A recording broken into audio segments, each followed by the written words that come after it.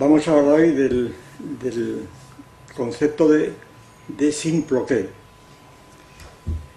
Simploqué es una expresión, una palabra griega, con otras similares, como por ejemplo oplokos, que significa trenza, ensortijamiento de cabellos, y simploqué, pues es una palabra común griega que aparece, que significa, pues eso, parece entretejimiento, composición, incluso, por ejemplo, a veces entretejimiento de dos grupos que luchan con espadas, que entretejen espadas.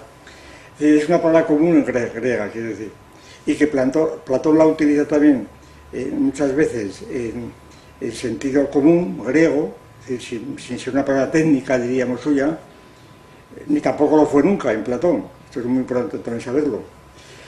Pues, por ejemplo, como cuando dice Platón, me parece que en el Político habla de la composición de las sílabas, es decir, donde se subraya la idea de composición.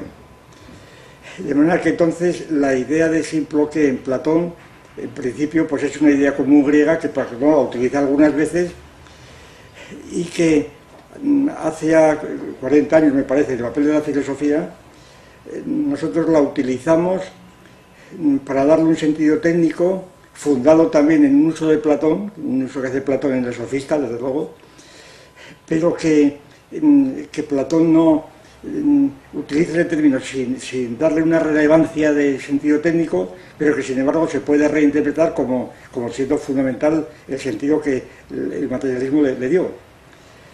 Es el pasaje del Sofista en el que Platón está intentando establecer las condiciones del discurso racional, dice él, ¿verdad? De cómo se puede desarrollar el discurso racional, que supone siempre una composición de cosas diversas. Bien. Y entonces él expone tres alternativas. La primera, la de los que dicen pues que esa pluralidad con la que en todo caso el discurso racional se mueve, pues es una pluralidad de términos completamente desconectados los unos con los otros, que no tienen nada que ver, lo que tiene que ver, es decir, un caos, diríamos, un caos de términos en donde es imposible decir nada, más que conexiones empíricas, apariencias, y entonces que incluso los que así proceden, suponen una crítica a quienes pretenden ver conexiones cuando son aparentes. Por ejemplo, pues el caso de los escépticos, el caso de los atomistas, probablemente, donde los átomos, ya de Demócrito, y hay que tener en cuenta que Platón fue acusado de plagiar a Demócrito, en donde los átomos de Demócrito pues son un conjunto de términos eternos independientes unos con otros que se reúnen, pero de un modo externo y además efímero. Es decir, y los seres que producen, pues son seres efímeros y aparentes, porque son como nubes, ¿verdad?, que se forman y desaparecen, y entonces la realidad son apariencias, en el fondo. Pues aquí no sería posible el simploqué, esto que viene de no sería posible el discurso, no habría simploqué entre esos átomos previamente. Y esto parece pues muy plausible en general, es decir, esto no disuena frente a todas las actitudes de la filosofía griega coetánea y de otras posteriores. La segunda alternativa disyuntiva que Platón propone es esta, la de aquellos que suponen que esta pluralidad de entidades con las que el discurso racional se mueve están todas ellas, todos sus términos vinculados unos con otros, de forma que la realidad consistiría precisamente profunda en ver las conexiones internas que hay de todas las cosas con otras, aunque estas conexiones sean desconocidas, aunque no aparezcan en la realidad. Precisamente esto marcaría una especie de ideal del desconocimiento y de la sabiduría consistente en captar aquellas conexiones que no están a la vista, pero que sin embargo existen y que resultan por tanto sorprendentes y nuevas.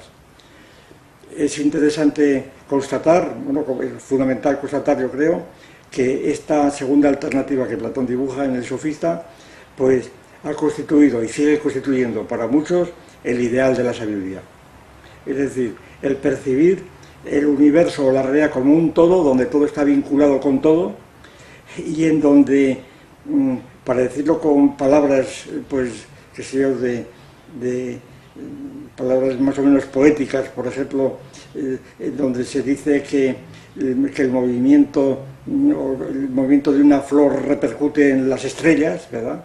Es decir, o bien el efecto mariposa de que se habla posteriormente, o bien aquella frase de Goethe donde empieza el Fausto, es decir, todo está relacionado con todo, cómo las cosas conspiran para arreglar el todo. Es decir, este ideal de conocimiento, Platón dice que también niega el discurso. Y esto seguramente es lo más importante del descubrimiento platónico a nuestro juicio, porque supone una crítica a este ideal que, como repito, parece que está considerado por una tradición muy profunda y constante como el ideal de sabiduría. Platón lo que viene a decir es que si todo estuviese relacionado con todo no podríamos conocer nada.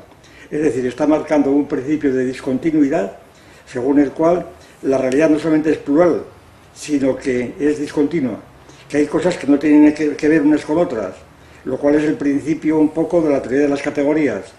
Es decir, que por ejemplo, si todo estuviera relacionado con todo no habría causalidad. La causalidad supone no ir al infinito, sino cortar precisamente la serie de las causas, porque entonces si alguien va al médico y dice que le duele el hígado y el médico, preso de esa sabiduría, dice todo está con todo, ¿dónde usted ayer? O mira las tablas astronómicas o astrológicas, entonces no puede decirnos nada. Es decir, el principio de discontinuidad entonces resultaba ser un principio esencial para el materialismo pluralista. Y por esto, Platón, la tercera alternativa, termina diciendo, por tanto hay que constatar o que concluir que las cosas no están ni todas relacionadas con todas, ni ninguna con ninguna, sino algunas con otras. Unas están relacionadas con otras y desconectadas con otras. Y esto es un poco el uso que dimos a la palabra simploqué, común griega, pero utilizada por Platón en este contexto, para designar un contenido, un componente esencial de la filosofía materialista.